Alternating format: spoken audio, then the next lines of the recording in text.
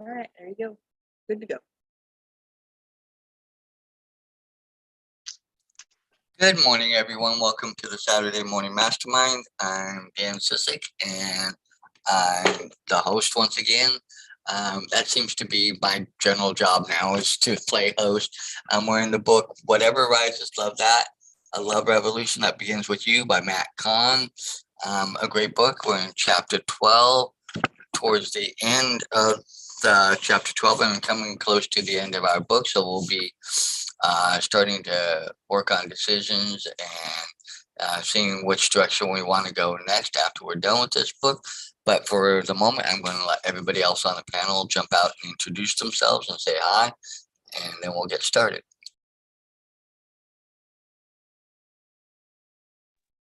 Good morning, everybody. It's Samantha in Indiana. Good morning, Lori Emmons in Denver. Angel Studebaker down here in South Carolina.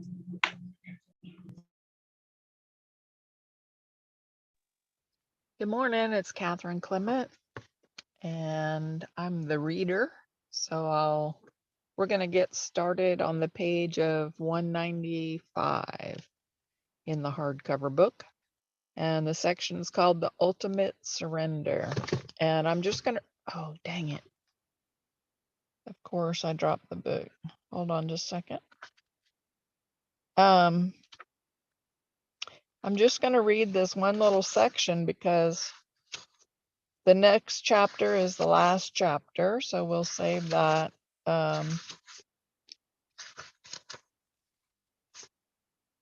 But we also mentioned at the end of last week that we might need to go back and talk some more about the previous section called The Pitfalls of a Spiritual Ego.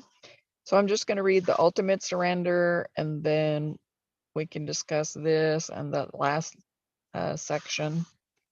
And then next week we'll get started on the last chapter.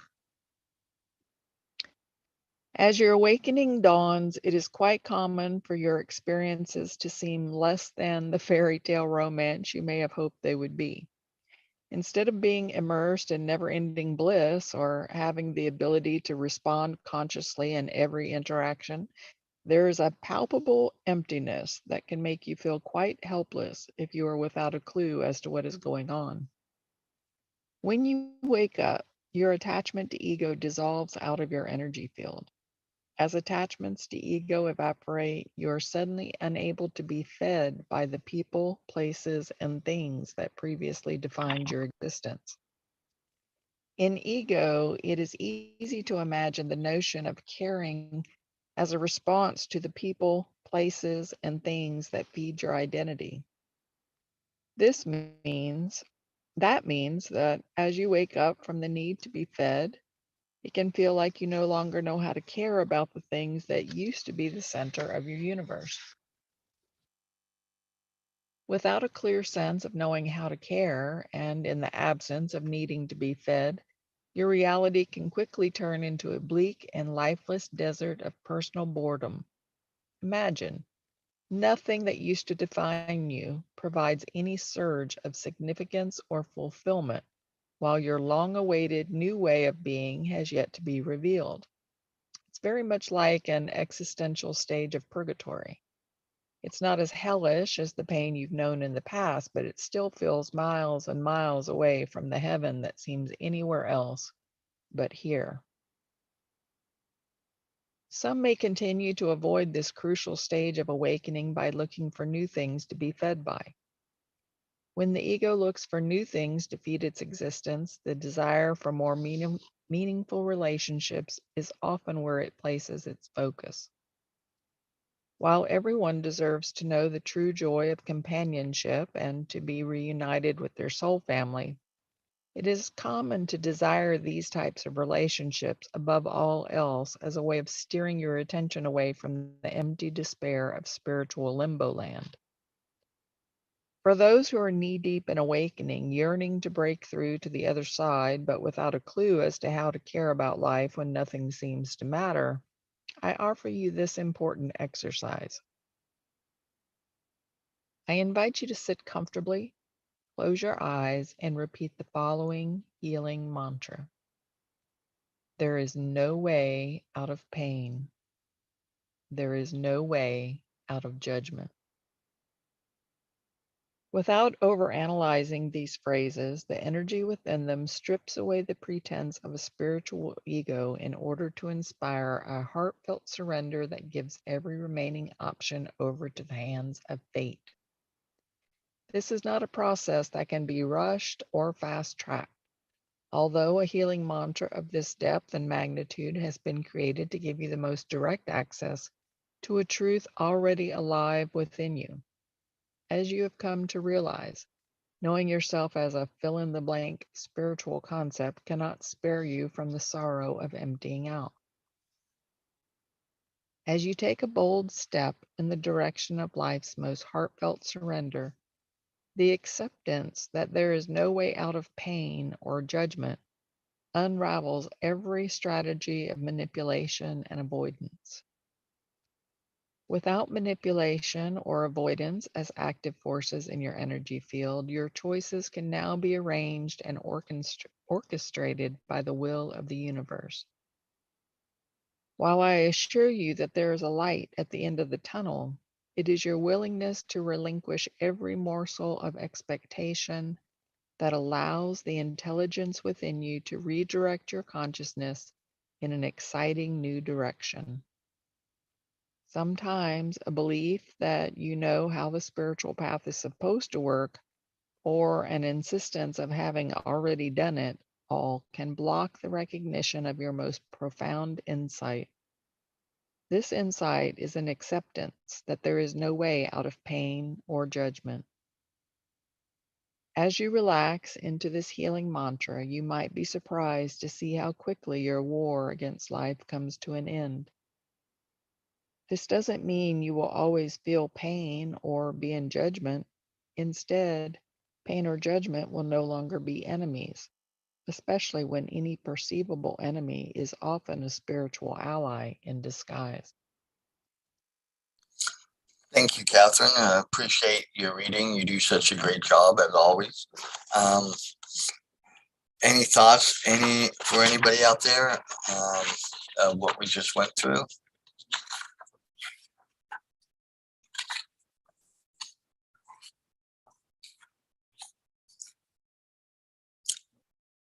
I'll go through out.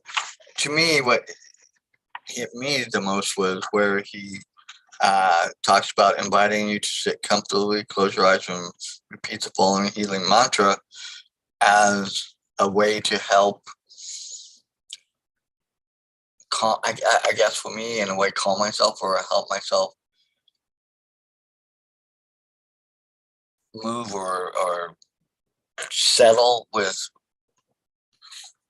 what's going on and what's happening, is that the sooner you accept that there is no way out of pain and there is no way out of judgment, even though I think in some ways we're trying to move past the judgment phase, but yet in order, I think, to get to that, past that, you kind of have to judge through these things and understandings of why you were maybe the way you were before, to help maybe let go of that so you can be free of that, to maybe to step into the new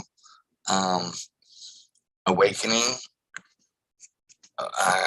That's kind of how I'm looking at it, but that's just, but anybody else have any thoughts?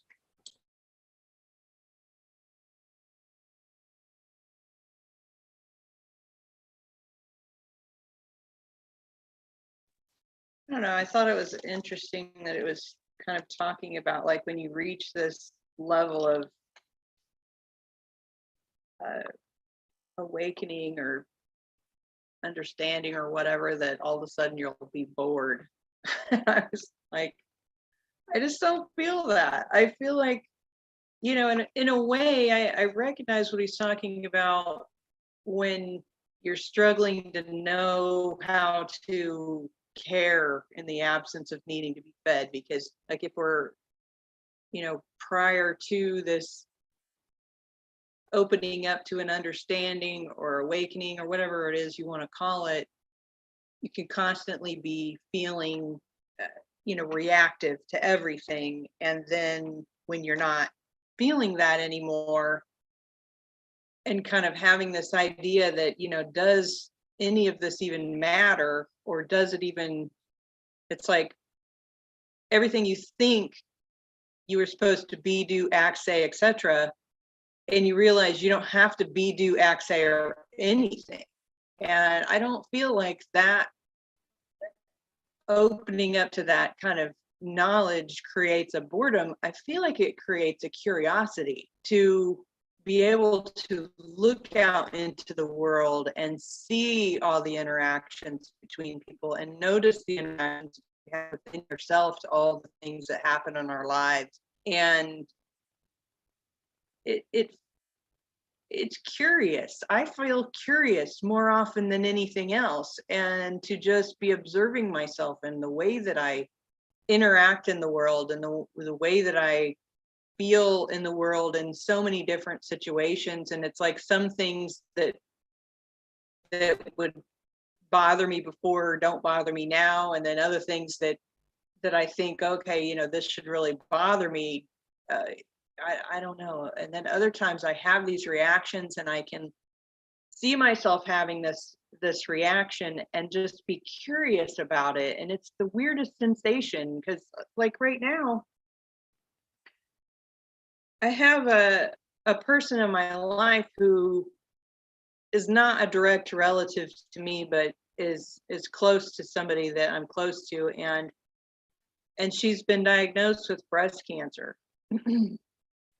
And I've been feeling these waves of emotion and anxiety and worry and feeling like I need to do something.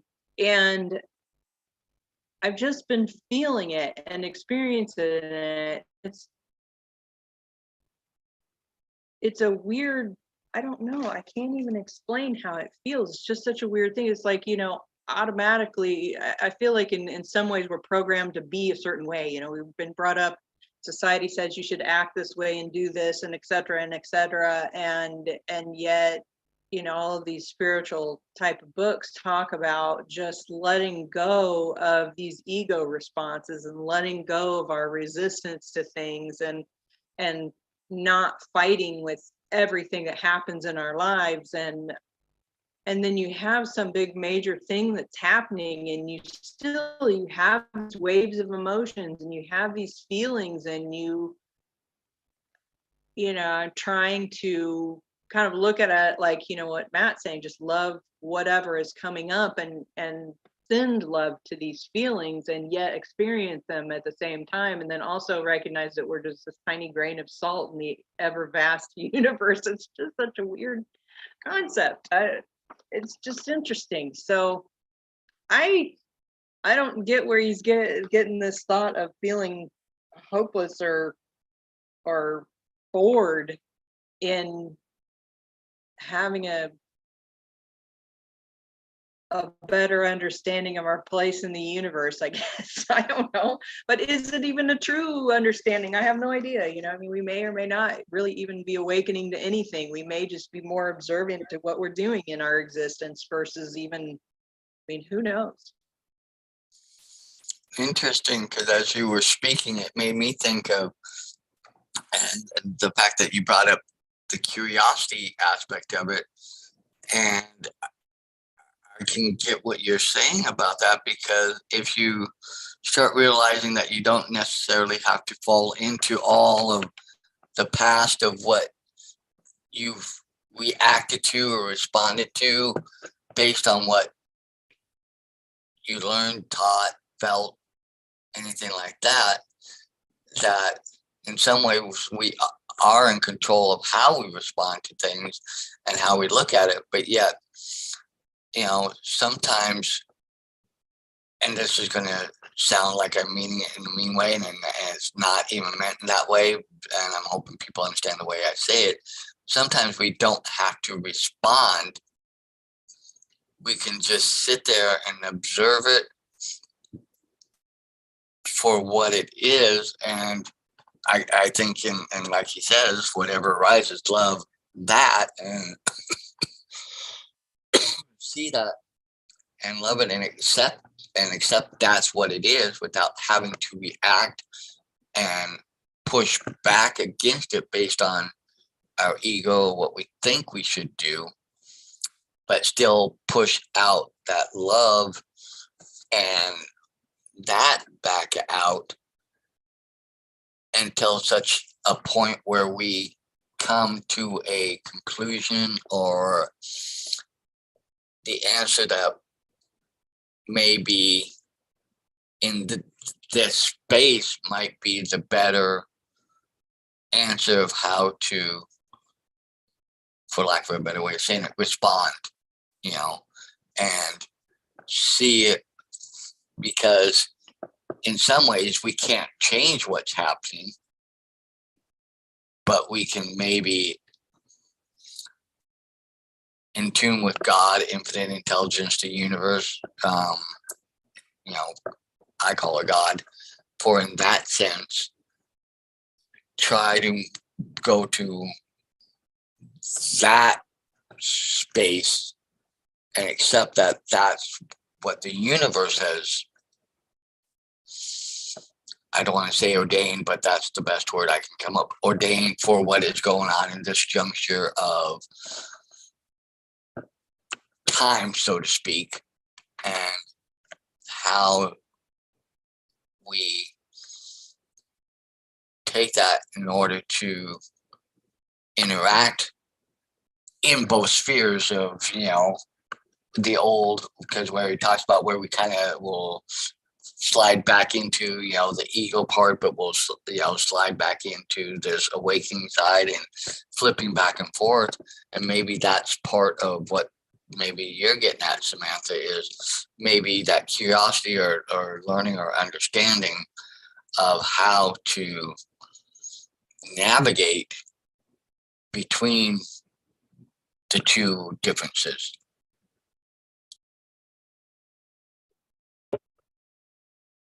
I have definitely been feeling a lot of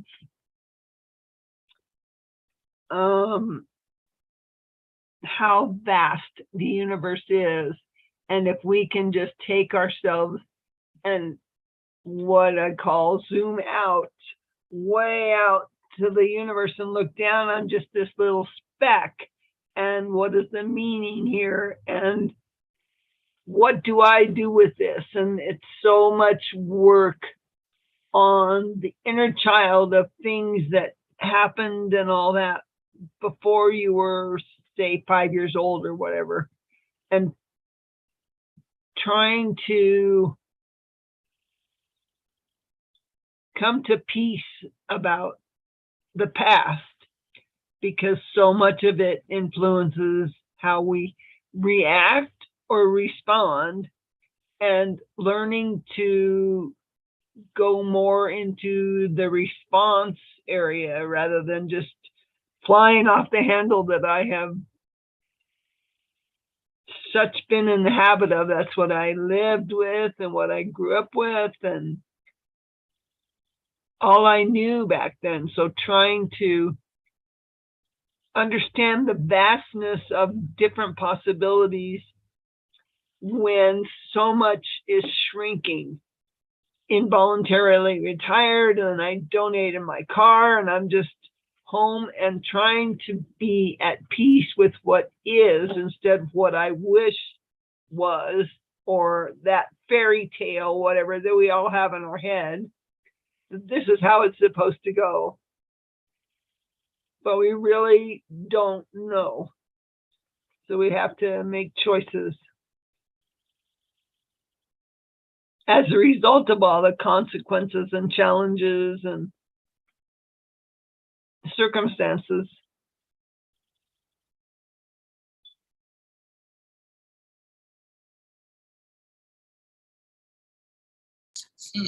Interesting, because something you just said, Lori, about the results of, the choices or the circumstances, and sometimes being reactionary, or just impulsively reacting on something rather than being purposely responsive in a way. You know, I think a lot of times we don't stop to take that moment of, okay, if I react this way, what will that get down the road as compared to if I stop, look at this, take that moment and be curious, for lack of a better way, in this moment, what kind of choices do I have? And in that moment, maybe that's those moments where we can go back to, like you said, zoom out a little bit, you know, to hopefully maybe gain a perspective from the universal standpoint of the universe, God, infinite intelligence, and see in the bigger picture scheme, how does that play out? And are we going to put ourselves in a place of where we're going to be hurt or, you know, upset or having to deal with that aspect of it? Or is there maybe a better way of how to respond?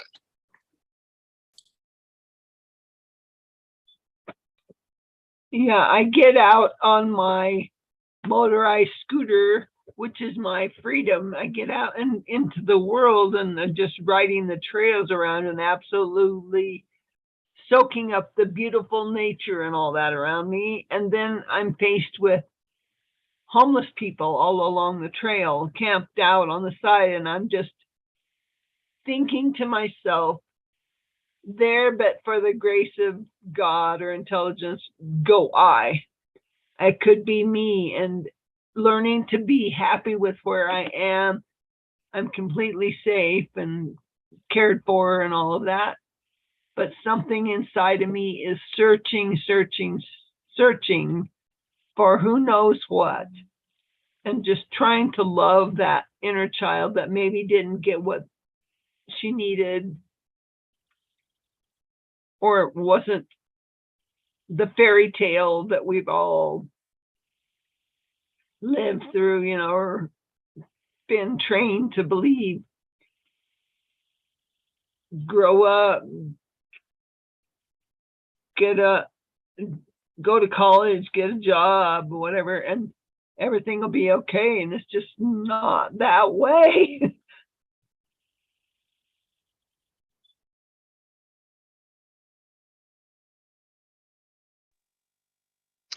Sure isn't, is it? um, I love this healing mantra because I think most people, many people, if they're spiritually inclined at all,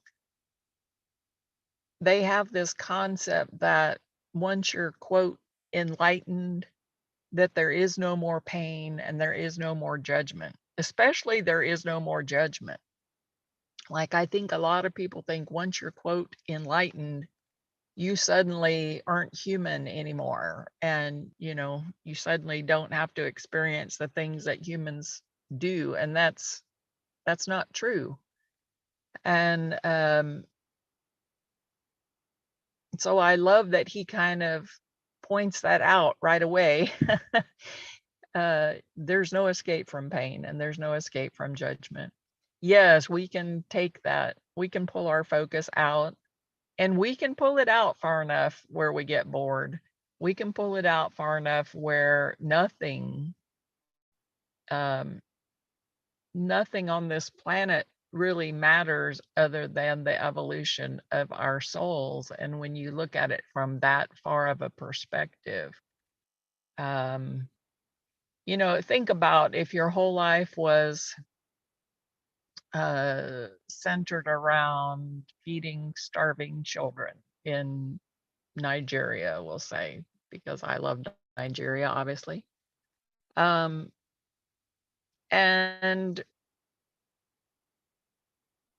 you devoted every day to it from morning until night, and you felt really good about yourself for the work that you did, and your whole identity was tied up in that. Maybe you were the head of a huge charity organization, you know, and that's a lot of work. That charity organizations are a lot of work, because 20 people will say they're going to be there and 2 people show up. And I mean, it happens every freaking time. Like, I've been doing charity work for a long time, you guys.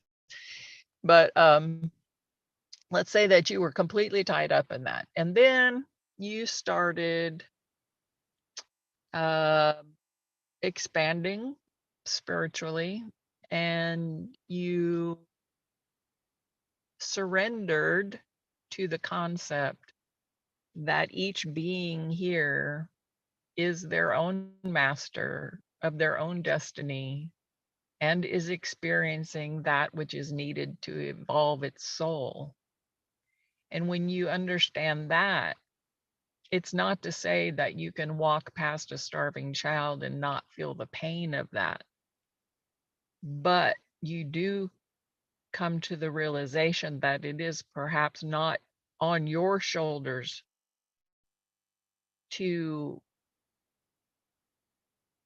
in other words, that soul can take care of itself. Like, we tend to, as humans, we look at somebody who we see as suffering, and that's the first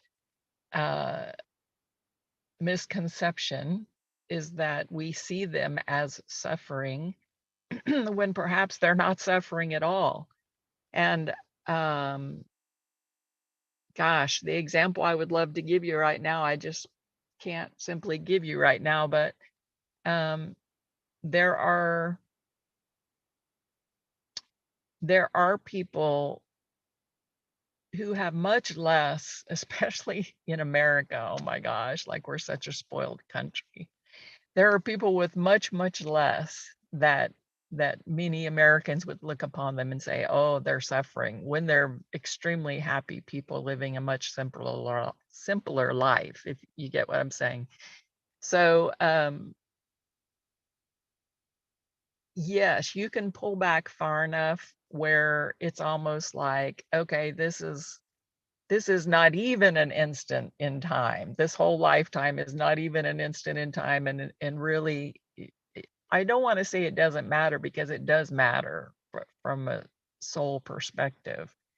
But as far as getting yourself so wired up day after day after day, where you're just living in agony because you can't fix the starving children in Nigeria, or now you've lost your identity because now you realize, hey, they're all their own masters of their own souls. Like, they chose, I believe that each of us chose the hardships that we face in this life, and we might not believe it now because, you know, we don't, but I do think we chose them. And I do think that every day of my life, I am guided towards this lesson of surrender. And the most suffering that I experience, regardless of what I'm suffering from, whether it be physical or emotional, or spiritual, the most suffering that I experience is when I'm in fighting mode, when I'm not in surrender, when I'm not accepting what is, when I'm not loving who needs to be loved in that moment, which is obviously me most of the time. Right? So you know, I think he does a really good job of first of all pointing out the misconceptions that I think most people have about enlightenment, because it really gets you off the hook a lot. Because how many times, especially as a spiritually evolving person, how many times do you make a judgment about something and then beat yourself up over it because you made a judgment? is so easy to do, to see whatever's before your eyes. And I shouldn't say so easy to do. It's just automatic thing that we make some type of judgment based on our own experiences, and we have no idea what their experiences might have been. And we get into this making just statements. Well, if you just do this, or they would just do that, or if they would just accept, if they would just whatever. It's not, when I say the word justified, it's just if I'd only this or that.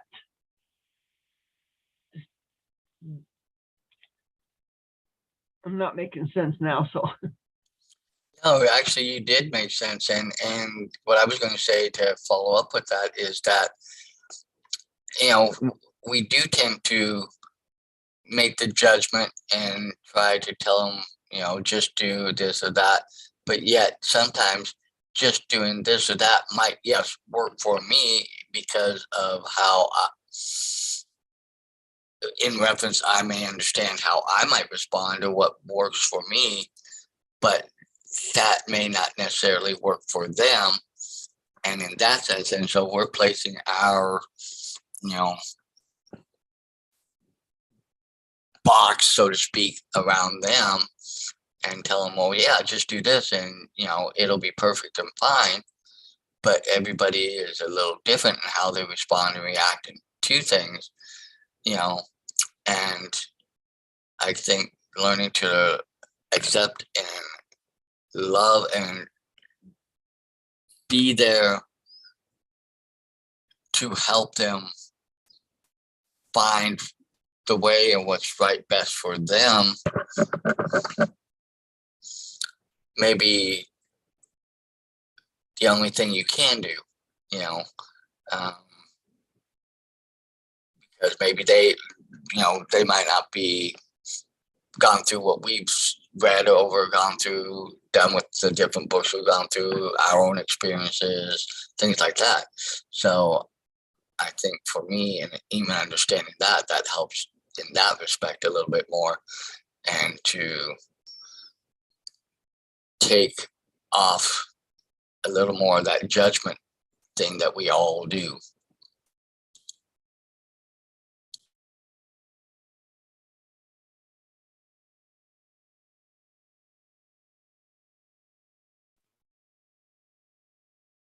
Yeah, Catherine, I like that you brought up the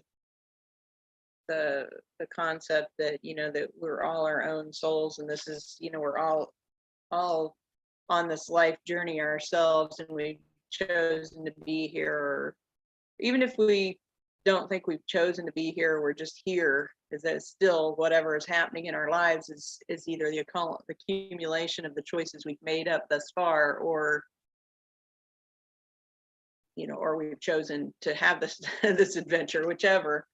And but yeah, I get what you're saying, you know, because when you recognize that everybody's on their own life journey, it's, you kind of come to this conclusion, it's not my responsibility to fix things for someone else. And you can't fix things for someone else even if you wanted to. You think that you're doing something to help them based on your own ideas of what you think they need to have fixed, and that may not even be the thing they really need to be working on, you know. But I had this, like, so I'm going through this kind of emotional roller coaster right now because of this friend, and I'm thinking to myself, I hope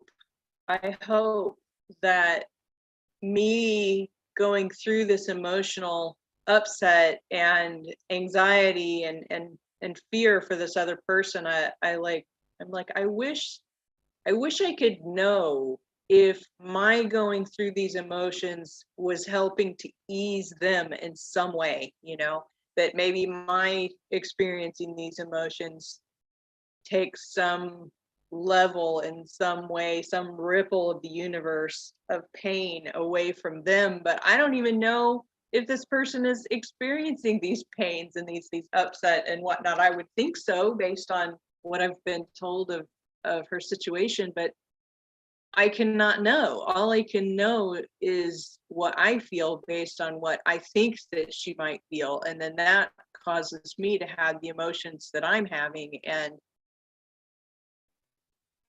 you know, and I want so much to be able to just take that pain away from her and take it onto myself so that she doesn't have to go through it. And I don't think that's even remotely possible, but I feel like that's what, you know, we have these ideas in our heads that we somehow can solve the pain of someone else by experiencing the pain for ourselves. And that is, I guess that, you know, that's part of this. There, you know, there's always going to be judgment. There's always going to be pain, right? You know, we're judging a situation and we're causing ourselves pain. You know, so and even, you know, everyone would say, you know, judgment, you're being judgy or whatever, but that's not even necessarily what it is. It's just kind of like a, you know, I'm examining this situation and having these thoughts and feelings of this is what I'm expecting that person is experiencing, but that, you know, that's a judgment, right? So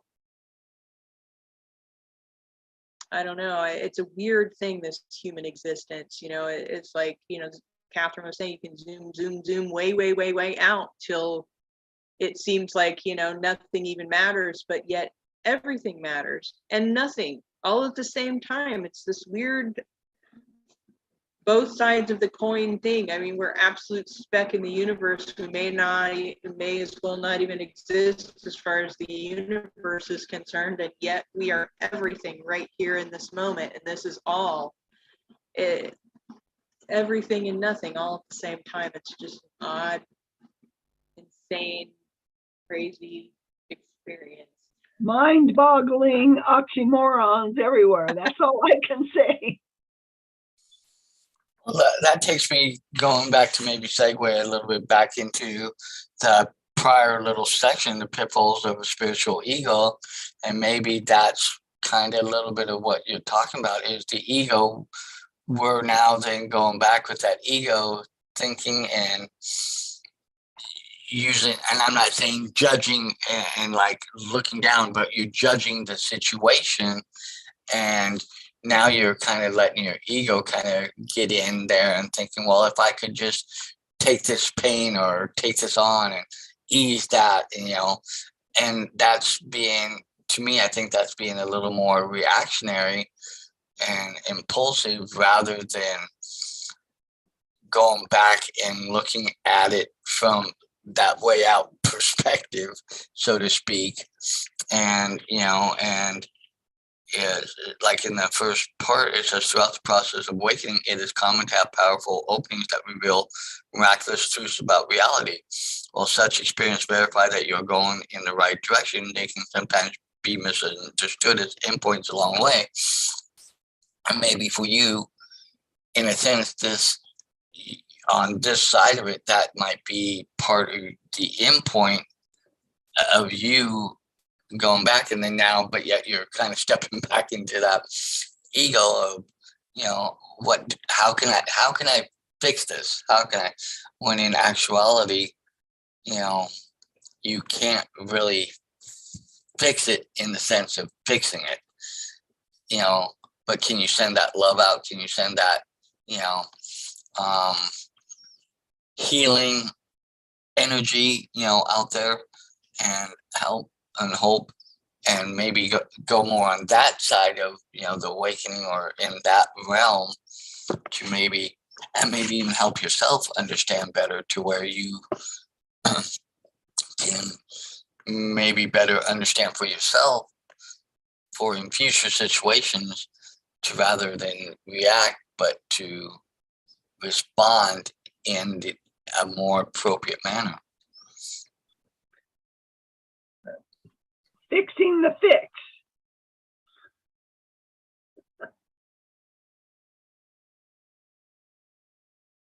Maybe it's not ours to fix. That's where the empathetic person gets in, wants to try to solve something according to, excuse me, what I believe should be the answer. Well, I think, he says earlier in the book, he's talking about sending yourself love, whenever you're experiencing whatever that's uncomfortable, is to be sending yourself the love. And I don't know, I guess I can't take the pain away any more than I can make them feel love, right? But I can make myself feel love. I can send love to myself. And so then I guess, does that radiate out, And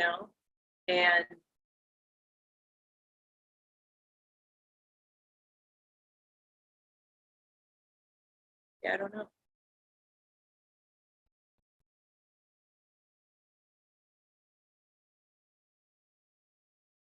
As I just put in the chat, I think it does. I think when you can go back and give that, the love to ourselves that maybe, we need in that moment, because I think maybe even in that moment, we need love. So that way we can then better bear through it, and then maybe to respond rather than react. And I think that will ripple out into the universe, and the universe will then, in response, God infinite, that whole idea will then in turn, use that and respond appropriately. And it may come about as maybe they might get fully healed somehow, a miraculous healing, or they may have not as severe symptoms, or maybe they might still go through the full-blown thing, but yet they'll sense and feel that love, and that they're not alone going through it too, and I think that, in that awakening and in that sense, how I think, like going back, in the aftermath of such profound spiritual experiences, a new identity for the ego may emerge. And so now, if we're in that realm, we're starting to learn, and I don't want to say ego, but a new way of deciphering and interpreting and responding to what's going on out there, and to look at it differently. And going back to, I think, what both Catherine and especially Lori pointed out, that zooming out, way out, to get that perspective.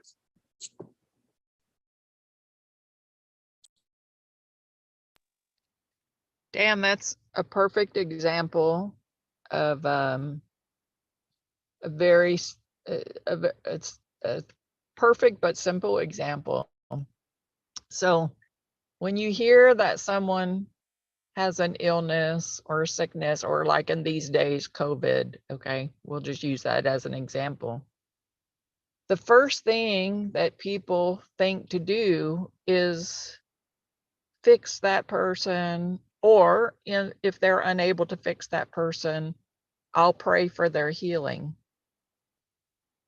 When you look back over your life, think about where your greatest breakthroughs came from. Very rarely did those breakthroughs come in a moment of bliss. Typically, those breakthroughs come during an injury, during a challenge, during an illness. So in other words, and I'm not saying don't pray that people feel better. I'm not saying that, but I'm just saying, just as a simple example, we tend to want to say, oh, that person is sick, let's fix them, let's heal. Oh, I'm going to pray for your healing. Well, maybe that illness, they're going to go into 105-degree temperature and meet God in that illness. Like, we don't know what's best for people. So sometimes, even though it's just the most simplest and natural thing to want something better for someone, they may be I'm not even going to say maybe, they are experiencing exactly what they need to be experiencing in the moment. We all are. Like that I am assured of, because I get too many signals that things are like, there's no way that it's not all perfectly orchestrated. There's just, it's too mind blowing. And that to me is the interesting part, Samantha, is really like that. I understand that curiosity that you speak of, because it is fascinating when, when you look at, gosh, how does all this work? And I'm so glad I'm not in charge of all of it. And whoever's up there in charge of the controls, we may think that they're screwing up when we look at certain things that we find distasteful, but there's somebody on another part of the world that is completely tasteful too. I can hear, that's the thing. We're all so different. We are just so different. And how can we expect everybody to be the same, or everybody to follow the same measurements of anything? Like, it's so funny that we try to be in control of everything, and yet we don't want to be in control of anything when we actually get down to it. Like, it's kind of funny how, again, it's one side to the other. And I pray for people, but I pray for like whatever is best for them, because I don't know. And I was a nurse, and I worked with so many children that died and their families, and there are some really painful experiences that we go through here as humans. But and I wish that God could have figured out a way how to do it without like all of this pain and angst and stuff, but evidently it is necessary, or I don't think we would suffer needlessly. I don't believe that we suffer needlessly. If I believed that, I think I would have taken myself out a long time ago. And whether my experiencing pain causes someone else to experience less pain, gosh, I would love to believe that, Samantha. I really would, because gosh, that just makes me feel so much better about the pain that I experience. Whether I believe that's true or not, probably not. I think that's something I tell myself. This whole thing about everything that I believe could just be something I'm telling myself, but believing in those things keeps me in a happy place, at least as happy as I can be. So I'm going to keep thinking those things, and some other things that I could choose to think would not make me happy. So, in the end, when we're sending out that love, I think we are sending it back to ourselves. We can say that we're sending it. I think sometimes we feel guilty for sending ourselves love and healing. It's like, I don't have any problem asking for love and healing for somebody else, or sending love or healing to somebody else, but I very rarely, as a matter of fact, I cannot tell you when the last time I sat down and did a healing session with myself. You know what I mean? Like, I might take a minute and just, flow some energy or whatnot, but actually like put myself in my appointment book and do what I would do with somebody else, with myself, like, I can't tell you. And I think most people are like that. We're willing to give to others much more than, and I don't know if that's like, I don't know where that comes from, but loving what is, Matt's got a good thing going here. I know we're going to be choosing another book because we're getting to the end of this one. And we've been talking about possibly doing another one of Matt's books, and we're also looking at some others, I think. So we're going to choose and see gonna probably take a couple weeks off, are we, before we come back?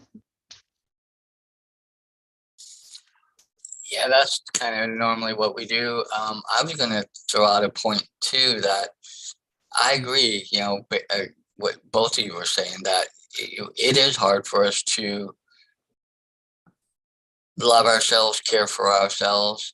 And that's what something that kind of is making me think more about, how a lot more people are being I cannot say that word for the life of me, more mindful of their mental health, and how things affect them.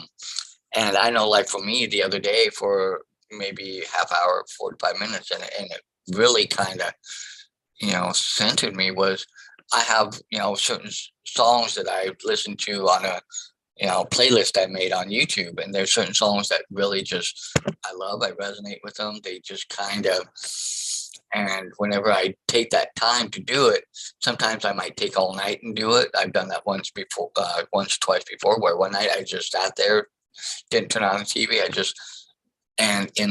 But it felt, in a way, it was kind of like me loving myself, but also kind of putting that out just in energy way too. And I think we don't like to admit it, that we, want to love ourselves, but yet we feel that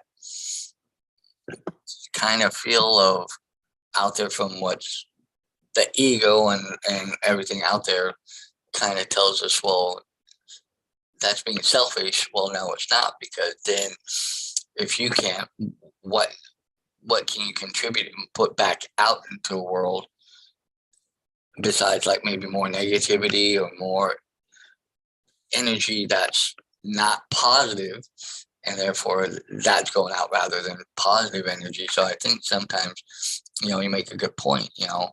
I think we are afraid to, do that for ourselves.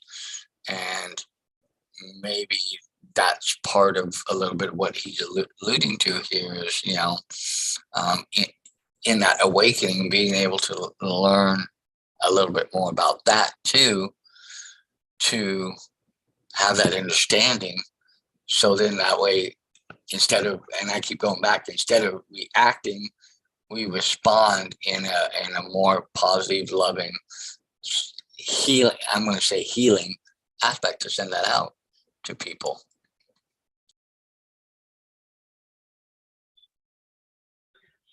I agree. There's so much in every single human being. There are at least 4 different aspects. The mental, the physical, the emotional, and the egoic sense of each thing. And it's so expansive. We really have to go back to the balance, because everything has its polar opposite. So all the love has all the pain on the other side, and all the positive things has all the negative, and the light on one side and the dark on the other, and they got to balance out somehow. And that's the only piece I've gotten about all of this. This seems so meaningless and pointless, because everything is such a daily routine, and I'm constantly at odds with my roommate that is the total opposite, do the same thing every day. And I'm like, something got to change, and the only thing that can change is me. So that's what I've been trying to work on. I can only change me, and change my ego, and change my emotions, change my energy. I don't know. I hope you all have a great week. We are getting towards the top. Well, we're at the top of the hour, so I don't know if anybody else has any thoughts or anything they want to put out. So I'll open that up for anybody if there's any last thoughts or whatever. I just wanted to say, Captain, thank you for the reminder that it's not about trying to fix the other person, because they're on their journey that they need to be on. And I don't have to take that pain on. I don't have to pray for their healing necessarily.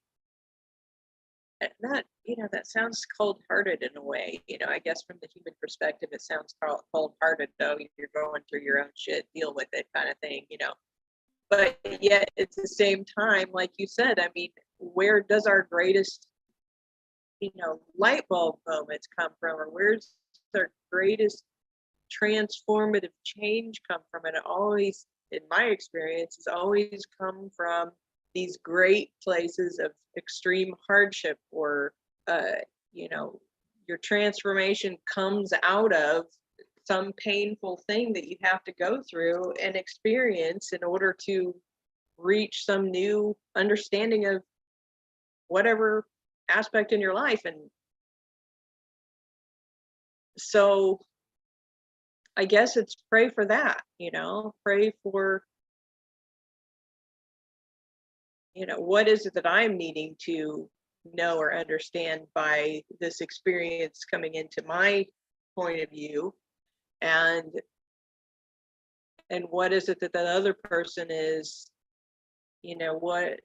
whatever it is. I hope that assuming that we have come here with our own ideas of personal growth in this existence, that this experience is a necessary thing. It's such a weird concept, I think, when we think of it from our human selves, because we're like, oh, pain sucks, but yet at the same time, everything, or maybe we keep having to go through harder and harder things because that's the journey that we have chosen. And everything in life, it seems like we seek out the difficult things to overcome. I mean, even in play, we try and, like, playing or games or anything. It's like we do something, it's a little bit challenging, and we overcome it. Oh well, that was great. And then we're like, well, I need something more challenging. So then I go and I do a more difficult thing. Even something as simple as a puzzle. You start with a 12-piece puzzle, or 4-piece when you're little, and then you bump it up to 12, and then you bump it up to 25, and then it's 50, and then it's 100, then it's 1,000. And then when you're at the 1,000, you try and get a more difficult 1,000-piece puzzle, and every time we do something, we want it to be more challenging. And so maybe that's part of this whole life journey, is that the more challenging it is, the more we are actually enjoying it from a spiritual perspective. How crazy is that? It seems like it's a crazy thing, but yet at the same time, I guess, if you zoom out far enough and you're in this forever existence, we may be bored out of our minds, if you will, and we need this entertainment. I don't know. How crazy is it to think that we could come here and be going through all of this crazy insanity because we just want to be entertained? I don't know. I mean, hopefully it's not that, but hopefully it's because we're trying to learn something. I don't know. That's where the word eternity comes from, because if we are souls traveling through this existence, I don't know where my soul has been before and why it chose to be where I am. And I can't get a different soul. I can't fathom, I can't even imagine or dream about all the places my soul may have been if it's eternal. It's just too much. I was going to throw out too, Samantha, and what you were talking and what Catherine brought up, and because Catherine says she prays and asks, and I even now, as I've gotten older and learned and grown and become more able to understand and accept that God, infinite intelligence, universe, but I look at God, I can pray and I can put that out there, but the way I pray is now I pray for whatever is appropriate and best in that person's life, because I know, and I prayed too many times for that healing or that, and it hasn't happened.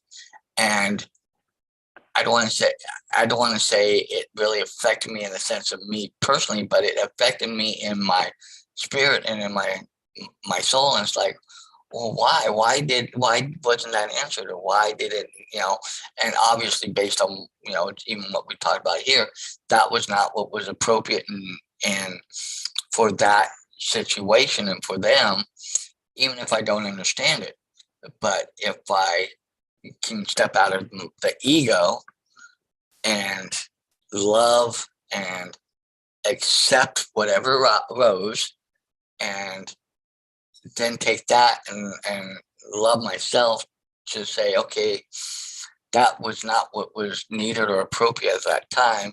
God, infinite intelligence, the universe, zooming out, knows better what is needed than I do here in my existence here.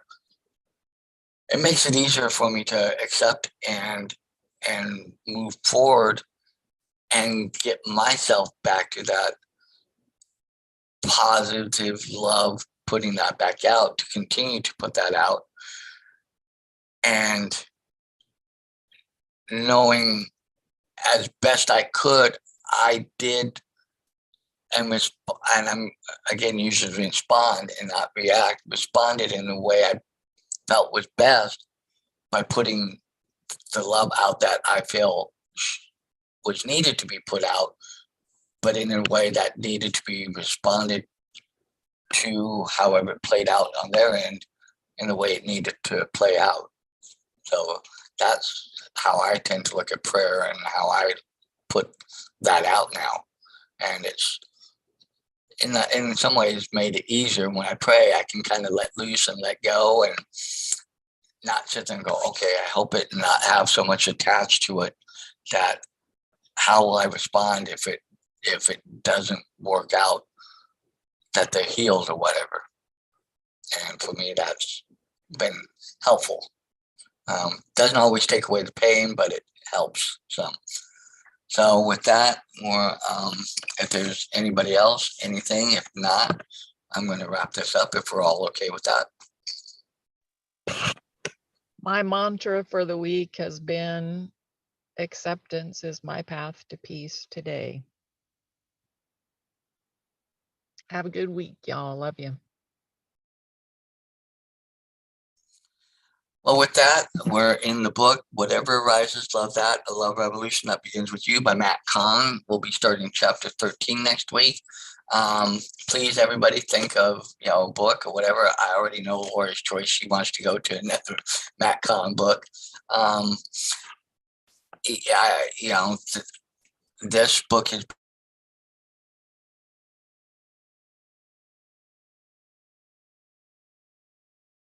Oh, I wonder if Dan accidentally hit the end button on his computer. All right, guys. Well, if you've enjoyed this, we'd love to see you on here. You can find us at mindsetmasterycollective.com. There you'll find a menu on our website that'll take you to our Facebook group, our YouTube channel, etc. And you can join us any week. We usually get together every Saturday. We may not always be live on YouTube just because of, scheduling conflicts and whatnot, but we almost always get together. So with that, guys, have a great, awesome, amazing week. We'll see you next time on the Saturday Morning Mastermind. Bye.